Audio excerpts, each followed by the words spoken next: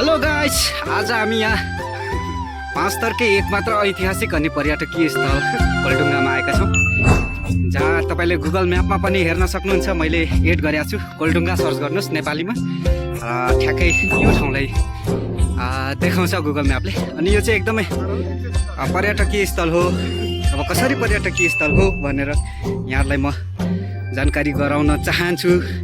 यहाँबाट चाहिँ यो एउटा भ्यू टावर जस्तै पनि हो होइन, सबै ठाउँ देखिन्छ क्या। म यहाँलाई ब्याक क्यामेराबाट देखाउँछु है त। र यहाँको मुख्य विशेषता भनेको चाहिँ यहाँ एउटा मन्दिर रहेको छ, यो चाहिँ जुन किराँतहरूको मन्दिर, यो एकलिङ्गे साधु पनि भन्छ नि त, उहाँहरूको साधुहरूको मन्दिर हो। र यो चाहिँ एकदमै कोलढुङ्गा यानि कि लुङ्ग्रुपाकै एउटा एक ऐतिहासिक र पर्यटकीय स्थल हो। मैले अघि पनि भनेको छु, यहाँबाट सबै ठाउँ देखिन्छ। यतातिर हेऱ्यो भने देख्न सक्नुहुन्छ, यो पहिरो देखिन्छ है। आज अलिकति मौसम खराब छ।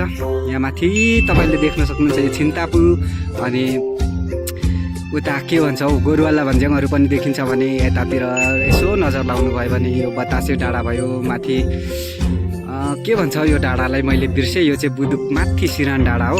त्यहाँ पनि एउटा ठुलो देवस्थल छ। यतातिर नजर लाउनु भयो भने यो नाङ्गिनहरू भयो, यता डेरी बजार छ है। अनि यता यता यता यता यता यता तपाईँले हेर्नुभयो भने ताप्लेजुङ र तेह्रथुमका भूभागहरू पनि यहाँबाट देख्न सक्नुहुन्छ। तर अहिले चाहिँ मौसम एकदम क्या, अब आजभोलि होइन पुस माघमा यस्तै त हो, तुवालोहरू लाग्ने त्यस्तै। अनि यहाँबाट फिदिम पनि देखिन्छ, हाम्रो पाँचथर जिल्लाको सदरमुकाम। तर अहिले तुवालोले गर्दा केही पनि देखिरहेको छैन। अनि यतातिर हेर्नुभयो भने यो रानीटार क्षेत्र भयो, यो चाहिँ फिदिमै पर्छ होइन, नगरपालिका 7।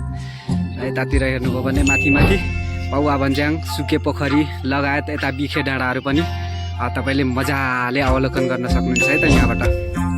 र एउटा छुट्याउनै नहुने एकदमै राम्रो ठाउँ चाहिँ कहाँ छ भने यहाँबाट यसो तलतिर नजर लाउनुभयो भने यो चट्ट तरिकाले यो चाहिँ ओखरबोटे टार भन्छ है। अनि यतातिर नजर लाउनुभयो भने यो यासुटार चाहिँ हाम्रो लुङ्ग्रुपाकै सबैभन्दा धेरै धान उत्पादन हुने ठाउँ हो। यहाँ चाहिँ खेतै खेत मात्र छ, बिचबिचमा घरहरू पनि छन् है। अनि यता यो चाहिँ फेमे खोला हो। र हालसालै गत वर्ष होइन गएको यो सबैभन्दा ठुलो लुङ्ग्रुपाको पहिरो चाहिँ यो है, रमिते पहिरो। यो चाहिँ बर्खामा चाहिँ गएको पहिरो हो। अनि यतातिर हेर्नुभयो भने हाम्रो फेजुङ गाउँ पनि देख्न सक्नुहुन्छ। यहाँ माथि मेरो घर चाहिँ यहाँ माथि पर्छ है। यो ठ्याक्कै यो बत्ती बल्दैछ नि, यो अलिक धेरै टल्किँदैछ नि। अहिले हामी अलि राति छौँ। यो ठ्याक्कै अलिकति बढी त्यो टल्केको त्यो चाहिँ बत्ती है। त्यसको अलि मुनतिर तपाईँले देखिराख्नु भएको छ नि एउटा सेतो घर, त्यही है मेरो घर चाहिँ। मुख्य विशेष रूपमा मैले यहाँलाई देखाउनै पर्ने कुरा चाहिँ के हो भन्दाखेरि यहाँ यो कोलढुङ्गामा आएर तपाईँले विभिन्न जीव जनावरदेखि लिएर मान्छेको खुट्टाको छाप पनि तपाईँले देख्न सक्नुहुन्छ। यहाँ देखिराख्नु भएको छ, यो चाहिँ मान्छेको पाइला, अनि यो पनि एउटा मान्छेको पाइला हो होइन। साथै अन्य विभिन्न गाईको पनि यहाँ कहाँ मैले देखिरहेको थिएँ, यो सायद बाघको हुनसक्छ यो। अनि अरू पनि छन् धेरै नै।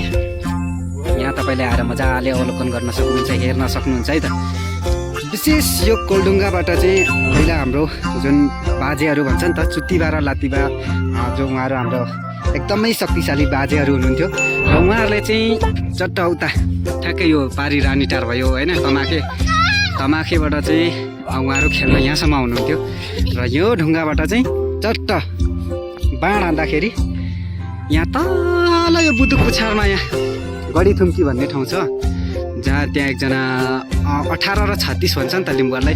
हामी चाहिँ 18 पऱ्यौँ र यो खोलादेखि उता 36, जुन यो लिम्बू 18 र 36 भन्ने लिम्बू हुन्छ।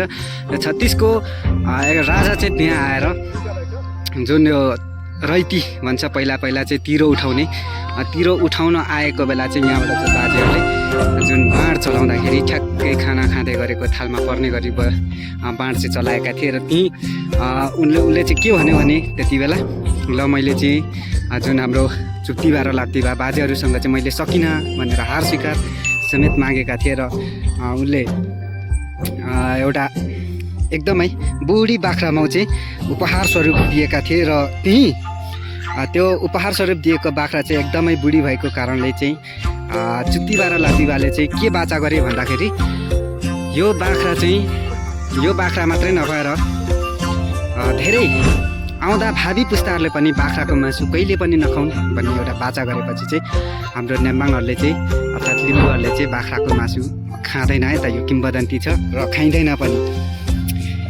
भन्दै अर्को भिडियोमा फेरि भेटौँला। हस्त नमस्कार, सेवारो।